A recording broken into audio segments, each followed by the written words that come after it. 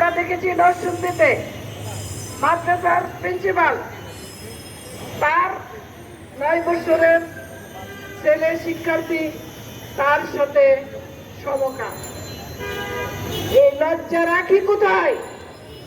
এই লজ্জা রাখার আমাদের জায়গা নেই।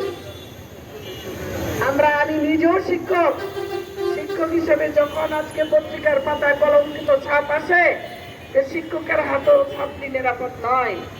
শিক্ষকের হাতে তার কলিগ শিক্ষা নারী শিক্ষক তার নিরাপত্তার অভাব, তাহলে আমাদের আজকে লজ্জা চক্ষু আমরা মেলতে পারি না।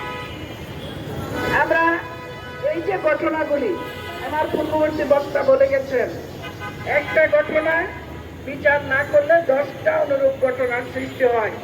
এই যে বিচারহীনতার সংস্কৃতি বাংলাদেশে, এই সংস্কৃতির গলা টিপে যতক্ষণ পর্যন্ত রোধ করে না যাবে, এই দেশের মূল্যবোধ প্রতিষ্ঠিত করা যাবে না। স্বাধীনতার স্বাদ আমাদের বিধ্বস্ত।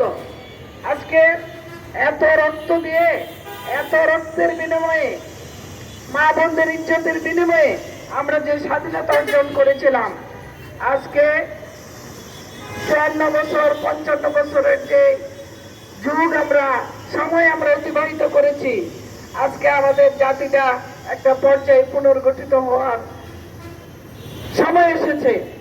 সেই জায়গায় আমরা গসামজা করছি আমার এই আজকে জন্মগ্রহণ করা শিশুটি নিরাপত্তা নিয়ে।